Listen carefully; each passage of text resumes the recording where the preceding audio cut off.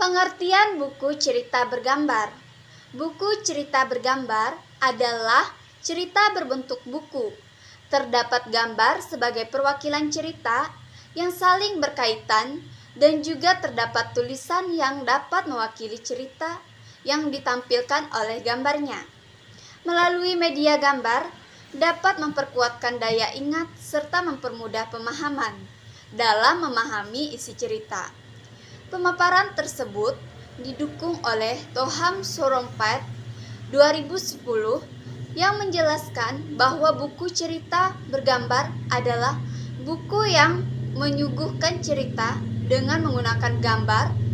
Buku cerita bergambar merupakan pilihan yang tepat bagi anak karena buku tersebut menyenangkan bagi anak. Penggunaan buku cerita bergambar untuk anak usia dini. Penggunaan buku cerita bergambar merupakan pilihan yang tepat bagi anak. Buku bergambar merupakan buku pertama yang dimiliki oleh anak dalam mengembangkan dan mengeksplorasi dunianya. Schul et al. 2013 menjelaskan hal penting dalam belajar bahasa adalah membaca buku dan melibatkan anak pada diskusi seputar teks yang dibaca.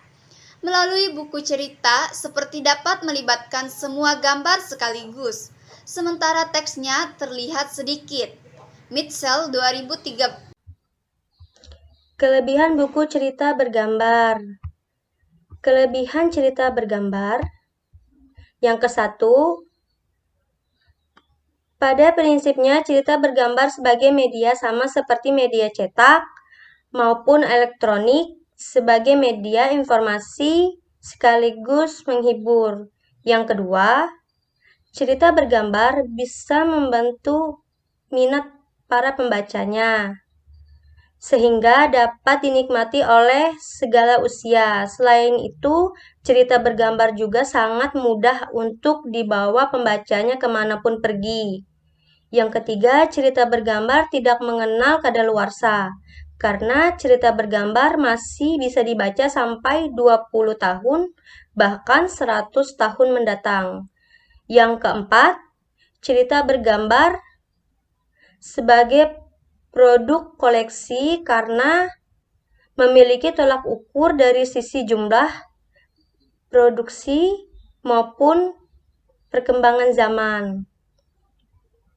Yang kelima, cerita bergambar mampu berkembang ke media lainnya, seperti animasi, film, dan pernak-pernik.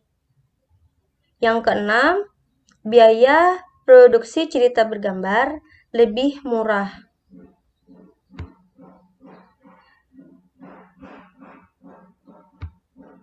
Kekurangan buku cerita bergambar. Kekurangan cerita bergambar. Yang A, anak didik menjadi pasif karena lebih banyak mendengarkan atau menerima penjelasan dari guru. Yang B, kurang merangsang perkembangan kreativitas dan kemampuan siswa untuk mengutarakan pendapatnya. Yang C, daya serap atau daya tangkap anak didik berbeda dan masih lemah sehingga sukar memahami tujuan pokok isi cerita. Yang D, cepat menumbuhkan rasa bosan, terutama apabila penyajiannya tidak menarik. Tujuan dan manfaat bercerita. Yang pertama, melatih daya serap atau daya tangkap anak. Yang kedua, melatih daya pikir anak. Yang ketiga, melatih daya konsentrasi anak. Yang keempat, mengembangkan daya imajinasi anak. Yang kelima, menciptakan situasi yang menggembirakan serta mengembangkan suasana hubungan yang akrab sesuai dengan tahap perkembangannya. Yang keenam, membantu perkembangan bahasa anak dalam berkomunikasi secara efektif dan efisien sehingga proses percakapan menjadi komunikatif. Tujuan bercerita. Tujuan bercerita bagi anak usia 4-6 tahun adalah anak agar mampu mendengarkan dengan seksama terhadap apa yang disampaikan orang lain. Anak dapat bertanya apabila tidak memahaminya. anak dapat menjawab pertanyaan. Selanjutnya, anak dapat menceritakan dan mengekspresikan terhadap apa yang didengar dan diceritakannya, sehingga hikmah dari isi cerita dapat dipahami dan lambat laun didengarkan, diperhatikan, dilaksanakan, dan diceritakan kepada orang lain.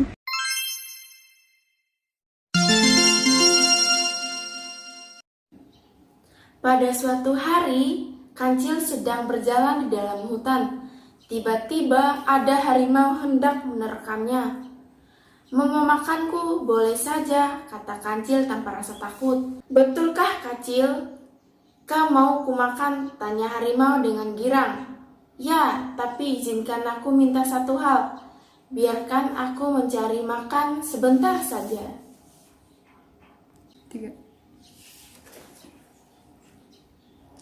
"Baiklah, permintaan terakhirmu kukabulkan." Harimau memenuhi permintaan Kancil. "Terima kasih harimau yang baik, sekarang pejamkan matamu sebentar," pinta Kancil lagi.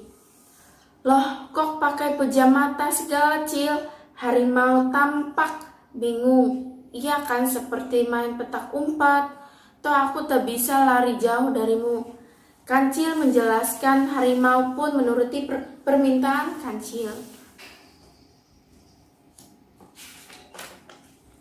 Lalu, setelah harimau memejamkan matanya, Kancil berlari sekuat tenaga.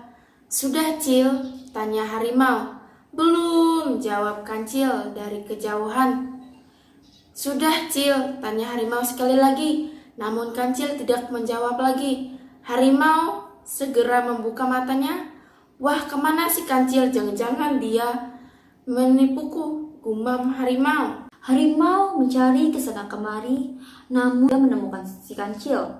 "Bodohnya aku, mesti aku tidak usah menuruti omongan Kancil. Seharusnya Kancil langsung kumakan saja." "Awas Kancil." Harimau tampak geram dan meneruskan pencariannya. Sementara itu, Kancil terus berjalan dan mencari persembunyian. Sesekali ia menoleh ke belakang, takut kalau harimau sudah mengejarnya. Mudah-mudahan harimau sakit perut, tertusuk duri, atau dimakan setan, sehingga tidak mengejarku lagi. Gerutu Kancil sambil terus berjalan cepat.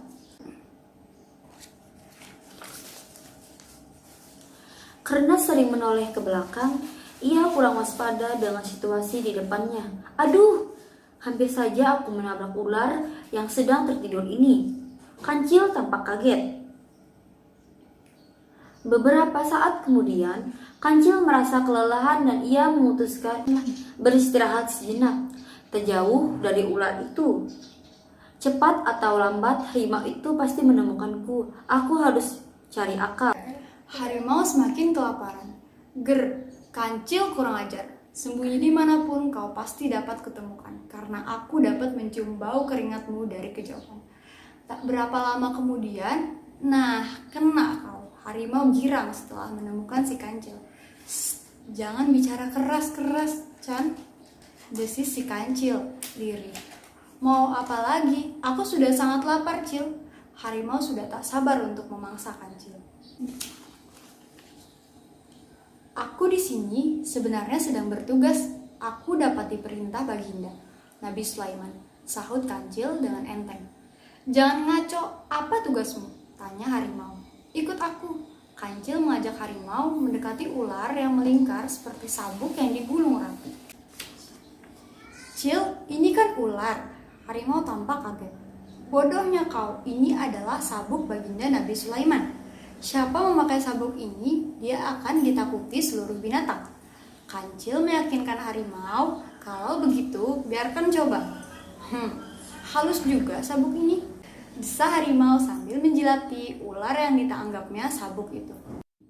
Beberapa saat kemudian, harimau kurang ajar. Tiba-tiba si ular terbangun dari tidurnya. "Beraninya kau ganggu tidurku." Secepat kilat, ular besar itu membilit tubuh harimau dan menggigit di sana sini.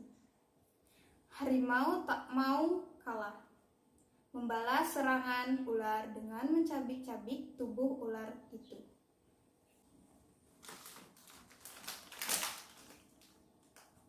Hihihi, kancil tertawa sambil menyingkir jauh dari tempat itu. Aku tak tahu siapa yang akan menang dan bertahan hidup. Lebih baik aku segera menyelamatkan diri. Selamat tinggal harimau yang bodoh. Jadi pesan moral yang dapat kita ambil dari cerita tersebut adalah orang kuat akan kalah dengan orang pintar. Orang pintar kalah dengan orang beruntung. Selesai.